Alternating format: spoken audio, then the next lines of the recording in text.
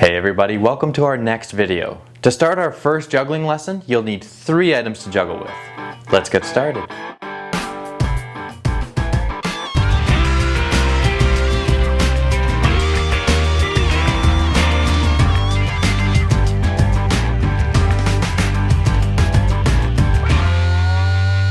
If you watched my last video, you can use the 3 balls we made, which I recommend using.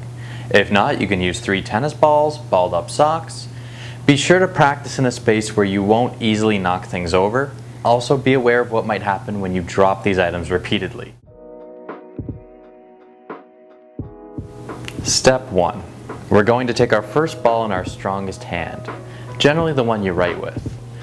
Get a feel for the object. How heavy is it? What does it feel like in your hand? Make sure you feel your feet firmly on the ground and let your breathing drop into your body. Now we're going to take the first ball and we're going to throw it up and down about 10 times on each side, about as high as your eyebrows. Make sure to do that on both sides. Step 2. Next, we're going to hold out our hands in front of us, like you're saying, "Where's my snack?" Then, imagine that you have a volleyball net going out from the tip of your nose straight out.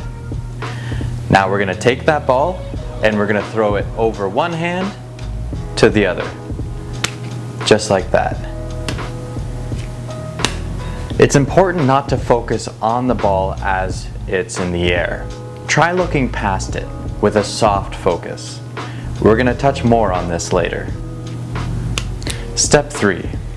Next, you're going to want to take your second ball because we're going to work our second throw into the pattern. When our first throw from our strongest hand reaches the top of its arch, its apex, we're going to throw the second ball up underneath, like this. 1, 2, 1, 2, 1, 2. If it's helpful, you can also try saying up, up, up, up. This will be especially helpful for those of you who are throwing the second ball straight to your other hand, just like that. We really want to get the up, up, up, up. 1, 2, 1, 2. Let's check in. If you're having trouble catching these, or you're throwing the second ball directly to the other hand, for now it's totally okay to just focus on the throw and not the catch. Just throw it up and let it hit the ground, just like that. What we're doing is we're getting a sense of the time and space and building it into our body's memory. Step 4. Let's continue with the 1, 2, 1, 2. 1, 2. Now when the second ball is up in the air, see if you can throw in a snap. 1, 2, snap. 1, 2, snap. 1, 2, snap. 1, 2, snap. Try this about 5 or 6 times until you feel a little more comfortable. 1, 2, snap. 1, 2, snap. 1, 2, snap. See how we have time here? We're building a hole in the pattern, making space. 1, 2, snap. Interesting fact, your brain can actually predict the pattern of where your ball will fall. A study blocked jugglers from viewing either their hands or the top of the pattern where the ball arches. They discovered jugglers need to see the top of the arch to see where the ball will land. This is the brain's predictive ability. If a juggler watched the complete ball trajectory, they would not be able to look back in time to see where the next ball is going to land. Back to our pattern. Depending on how high or low I throw the ball, it depends on how much time I have to react and complete the pattern. Similarly, if I use juggling scarves, I have lots of time to complete the pattern. If you have really young jugglers, I recommend using juggler scarves, regardless of whether or not you can complete the pattern. They're lots of fun to play with. even if it's just getting it up into the air. Step 5. Now we're going to want our third ball. To start out, take 2 balls in your strongest hand. For me, this is my right hand. Now remember, when we start out, that second ball gets thrown in when the first ball reaches the top of its arc, like this. For our third ball, we'll be doing the same thing, but adding in our third throw, like this.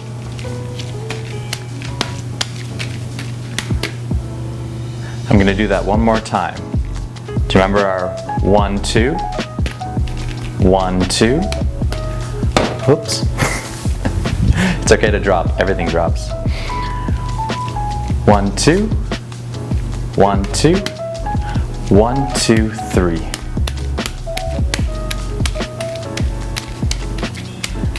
And we're going to take a look at that in slow motion.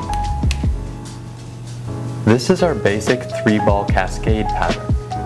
When you look at it closely, you can see there's really only 1 ball in the air at a time. It's only for a fraction of a second 2 balls are up, while the first one lands into your open hand. In juggling, we manipulate time and space, moving objects in what our mind recognizes as patterns, predicting where each item will land. Remember our soft focus from earlier? If we focus on one ball, we won't have enough time to look to catch the other. If we stop breathing, tense up, or focus too closely on one thing, we will likely miss a catch or a throw. When I feel anxious, my focus narrows. My view of the world narrows to tunnel vision. My breathing may become shallow and tight. My vision narrows. I feel pressure on the sides of my head, and I often feel my focus turning into myself. I find myself focusing on either the future or the past, not the present. I keep juggling balls on my table in my workspace. I remind myself to start juggling when I feel this way. It helps me to focus on what is happening now, because when I need my brain's predictive ability in the moment, I become present. I bring my focus back to now, this moment. Juggling also gets my muscles moving, activates my breathing, and increases oxygen flowing through my blood to my muscles and my mind. I'm kick-starting my brain into things that will help me process my stress and anxiety. This little bit of space is enough to create an awareness, to not continue to spiral, to remind me to give myself time where these feelings will lessen in intensity. When you're starting out juggling, you can practice for 10 to 15 minutes a day. It's like stretching. It won't happen all at once. The more often you practice, it will start to come into place until finally it clicks. Practicing juggling is helpful to us in other ways, maybe ways we didn't intend. While being a fun and challenging activity, it can also be that kickstart we need to break a pattern or feeling of anxiety. And breaking a pattern is what we'll be doing in our next video. We'll see you then.